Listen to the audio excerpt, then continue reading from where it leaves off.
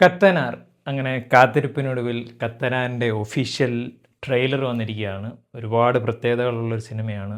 Rojin Thomas ആണ് ഇത് direct ചെയ്യുന്നത്. ഹോം, നമ്മുടെ Philips and the Monkey Pen എന്നൊക്കെ പറയുന്ന സിനിമ ഡയറക്റ്റ് ചെയ്ത റോജിൻ. കുറേ വർഷമായിട്ട് അദ്ദേഹം ഈ ഒരു സിനിമയ്ക്ക് പുറകിലാണ്. നമ്മുടെ ജയസൂര്യ അദ്ദേഹമാണ് ഈ ഒരു പടത്തിലെ നായകൻ. അതിലുപരി അനുഷ്ക ഷെട്ടി, നമ്മുടെ ബാഹുബലി, അങ്ങനെ ഒരുപാട് സിനിമകളിൽ അഭിനയിച്ച അനുഷ്ക ഷെട്ടി മലയാളത്തിലേക്ക് വരികയാണ്. അങ്ങനെ ഒരുപാട് പ്രത്യേകതകളുണ്ട്. ഒരുപാട് ക്യാമിയോസ് ഈ ഒരു സിനിമയിലുണ്ടെന്നൊക്കെയാണ് പറയപ്പെടുന്നത്. സോ എന്തൊക്കെയാണ് അതിൻ്റെ വിശേഷങ്ങൾ നമുക്ക് ആദ്യം നോക്കാം. ആദ്യം നമുക്ക് ട്രെയിലർ കാണാം.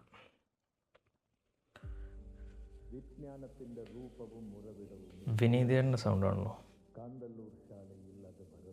Production and art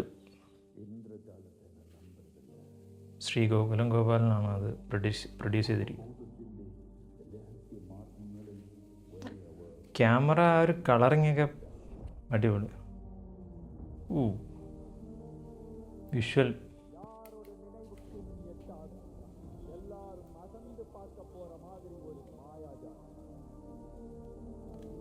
visionary producer. ഒരു ആർട്ടും ഒരു ഒരു ഒരു ഒരു എന്താ പറയുക, ഒരു ഹോളിവുഡ് ലെവൽ മേക്കിംഗ് സെറ്റപ്പ് ഇതിൽ.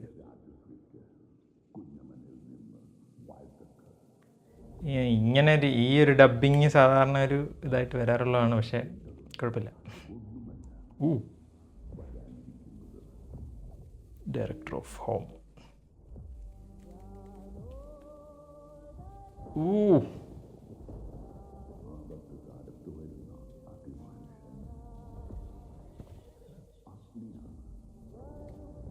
ഒരു ട്രെയിലറിൽ തന്നെ ആ ഒരു ബിൽഡപ്പ്, ഒരു ക്യാരക്ടറിൻ്റെ build-up.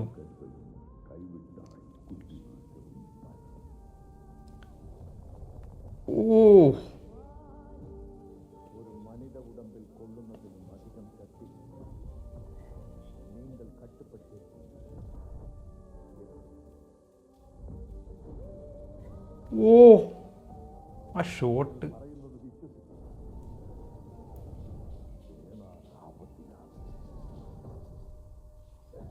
Careful, you pray. Anushka, Prabhudev ഉണ്ടല്ലേ. സാൻഡി മാസ്റ്റർ, ദേവിക സഞ്ജയ്, വിനീത്, നിതീഷ് ഭരദ്വാജ്, എല്ലാവരും ഉണ്ട്.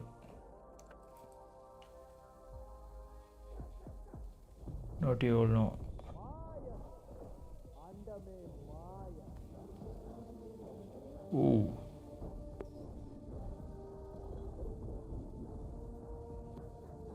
An epic ribbon.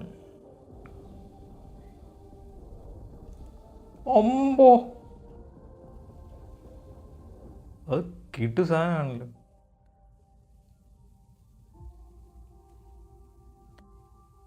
അതാണോ നമ്മൾ ഉദ്ദേശിക്കുന്ന ആ വ്യക്തി?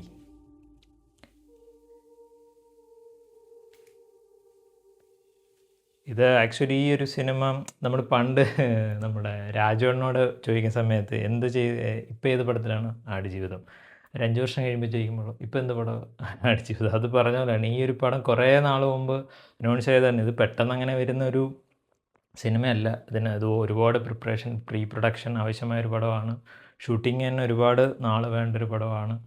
അതുപോലെ പോസ്റ്റ് പ്രൊഡക്ഷൻ അതിൽ കൂടുതൽ വേണ്ടൊരു പടമാണ്. എസ്പെഷ്യലി അതിൻ്റെ ഒരുപാട് ഡീറ്റെയിലിങ്ങും പഴയ കാലഘട്ടം അതൊക്കെയുണ്ട്. ഒരുപാട് ഒരു രാജാപ്പാട്ട സെറ്റപ്പിലോട്ട് പോകാൻ പാടില്ല.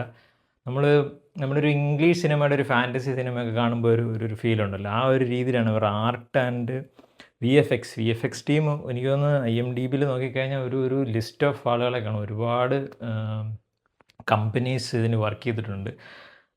ആദ്യം പറയേണ്ടത് റോജിൻ എന്ന് പറയുന്ന സംവിധായകനാണ്. അദ്ദേഹത്തിൻ്റെ Philips and the Monkey Pen എന്ന് പറയുന്ന സിനിമ ചെയ്യുന്ന സമയത്ത് അവരൊരു 2 പേര് ചേർന്നിട്ടാണ് ആ ഒരു സിനിമ എടുക്കുന്നത്. അതിനുശേഷം അദ്ദേഹം ഒറ്റയ്ക്ക് ചെയ്തതാണ് ജോ ആൻഡ് ദ ബോയ് എന്ന് പറയുന്ന സിനിമ.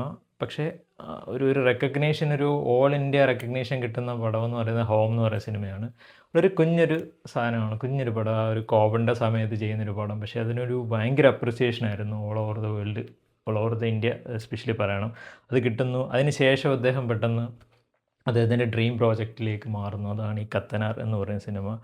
ജയസൂര്യ അദ്ദേഹം ആക്ച്വലി ഇപ്പം ആട് 3 എന്ന് പറയുന്ന സിനിമ തിയേറ്ററിൽ ഓടിക്കൊണ്ടിരിക്കുകയാണ്. അതിനൊക്കെ മുമ്പേ പുള്ളിക്കാരൻ ചെയ്തുകൊണ്ടിരുന്ന ഒരു പടമാണ്. അതിപ്പോഴും അതിൻ്റെ വർക്ക് നടന്നുകൊണ്ടിരിക്കുകയാണ്. അപ്പോൾ അത്രയ്ക്ക് വലിയൊരു സ്കെയിലിലാണ് അത് ചെയ്യുന്നത്.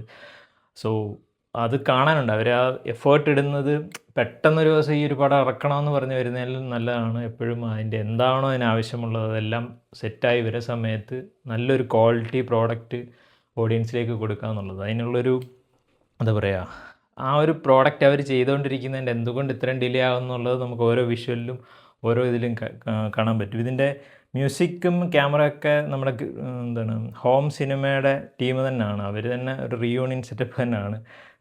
പേര് എല്ലാവരും ഞാൻ പേര് ഞാൻ മറന്നുപോയി.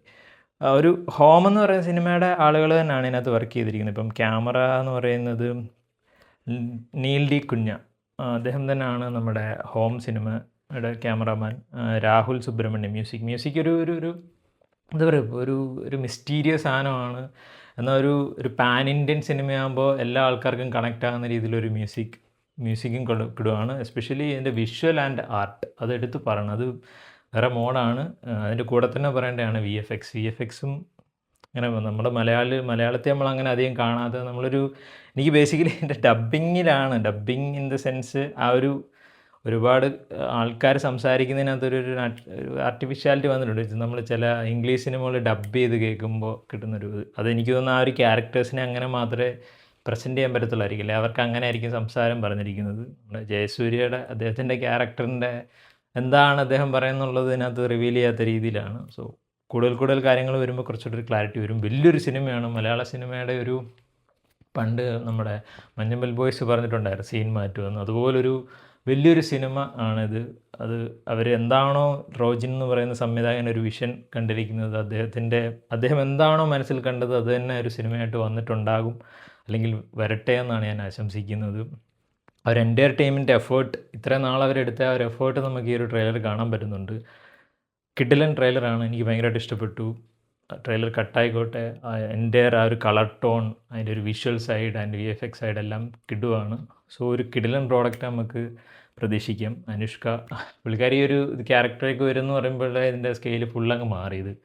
ആ ഒരു ക്യാരക്ടർ നമ്മൾ റീസെൻ്റ്ലി ലോക എന്ന് പറയുന്ന സിനിമയിൽ ഈ ഒരു കഥ, ഇതുമായിട്ട് ബന്ധപ്പെട്ടൊരു കഥ വന്നപ്പോൾ തന്നെ നമുക്ക് കിട്ടിയൊരു പഞ്ചുണ്ട്. സോ ഈ ജയസൂര്യ അദ്ദേഹം തന്നെ പറഞ്ഞിട്ടുണ്ടായിരുന്നു, നമ്മൾ കണ്ടിട്ടുള്ള സീരിയലുകളിലും സിനിമകളിലൊക്കെ കണ്ട ഒരു സാധനമല്ല ഇത് ടോട്ടലി വ്യത്യസ്തമായൊരു സാധനമാണ് വരാൻ ഉദ്ദേശിക്കുന്നത്. അത് തന്നെയാണ് എനിക്കും തോന്നിയിട്ട്. നമ്മൾ കണ്ടിട്ടുള്ള ഒരു കത്തനാറിൻ്റെ ഒരു കഥയല്ലെന്ന് തോന്നുന്നു. അതിനകത്ത് എന്തൊക്കെ സാധനങ്ങളാണ് നമുക്ക് ഫ്രഷായിട്ട് കിട്ടുന്നത് എന്നുള്ളത് നമുക്ക് കാത്തിരിക്കാം.